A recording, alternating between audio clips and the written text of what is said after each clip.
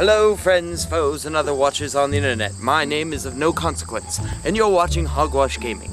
And today I'm going to introduce you to a game that you probably haven't heard of, but its name is the same as my title. You might call it Dread Pirate.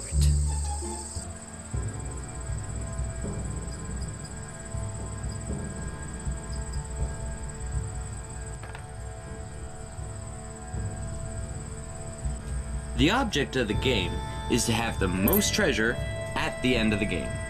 I mean, of course, it's a game about pirates. I kind of think that's kind of self-explanatory, but in case you didn't know, that's the object of the game. At the beginning of the game, you start at your home port, which is marked by a city and an anchor. You will also notice that there are 12 gems in your home port, and that's for your market. That's how many gems are in that city. They aren't yours, they're just at your home port. These are yours. You have 10 of that colored gem in your bag. Movement is pretty simplistic. You just roll dice. And, okay, so that's 5. 1, 2, 3, 4, 5. You can go vertical or horizontal, but not diagonal. There are 3 ways to gain treasure: raids, skirmishes, and trading. To raid an opponent's port, you move onto his anchor icon. After you do that, you roll a die, and he rolls a die. If yours is higher, then you get the number that you rolled. So, in this case, this character would get 6 rubies. If he rolled lower than the defending port, then he has to leave empty-handed and cannot raid this port until he's skirmished with another pirate or attacked another pirate's home port. Skirmishing is very similar. You roll a die, and your opponent rolls a die. Whoever wins gets to take the number they rolled of treasure out of their opponent's bag. When taking from an opponent's bag, you can't look at what you're taking. And if you end your turn next to 2 ships, you can skirmish with both of them. Each one is a separate combat, so you attack one first, and then the other. If you lose a skirmish and you don't have enough treasure to pay your opponent, then your ship is sunk, and you are out of the game. Now, if you know you have less than 6 treasures, and you're being attacked, you can always surrender. And by surrendering, your ship is removed, and all of your treasure goes to your opponent. The advantage to that is if your opponent rolls 3 or less, you get to roll, and your opponent gets to roll. If you roll higher than your opponent, then your ship is placed back at your starting port, and you get half of his treasure. If you lose the combat, you remain his prisoner until next time. And last of all, there's trading. And trading is a little different than skirmishing or raiding. First, you roll a die to see how many treasures you will spend. Then, the person who has the home port rolls to see how many you get. So, I have to give him 2 treasures, and he will give me 4 emeralds. And unlike raiding, you can trade at your own port.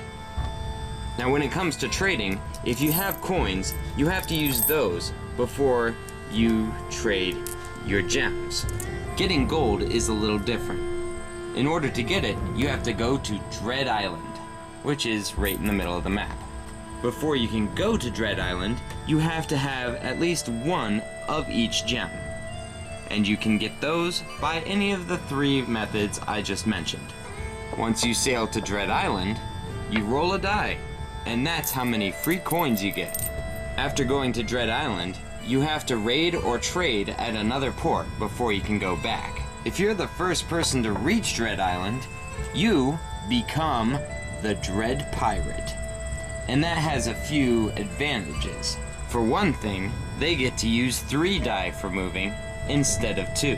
And during raids and skirmishes, a Dread Pirate can add +1 point to their die roll. If the Dread Pirate is defeated in battle, then the title of Dread Pirate goes to the victor. Now, there are a couple things that I like about this game, and there's one or two things that I don't like about this game.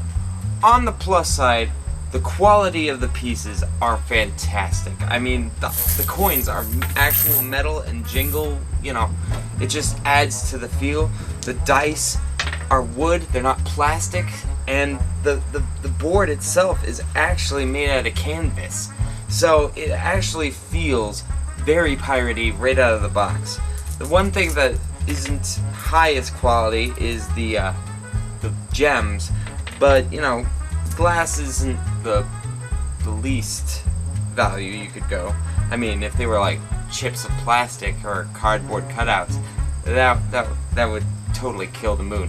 But no, everything about this is high quality. I mean, the bags, it's awesome. Now, for some of the negatives, first off, the rules are playable, but there are a few questions about what's legal, what isn't.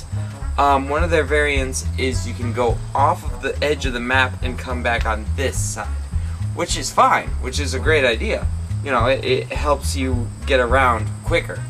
But what happens is this side doesn't always line up with this side.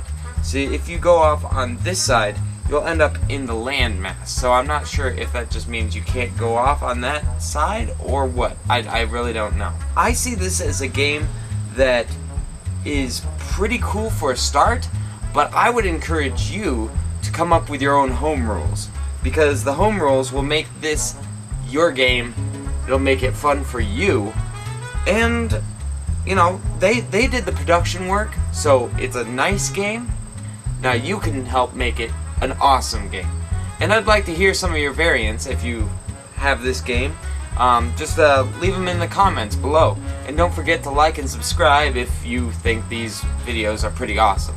I mean, that would be really encouraging for me to make even bigger and better ones. So until next time, this is Hogwash, over and out.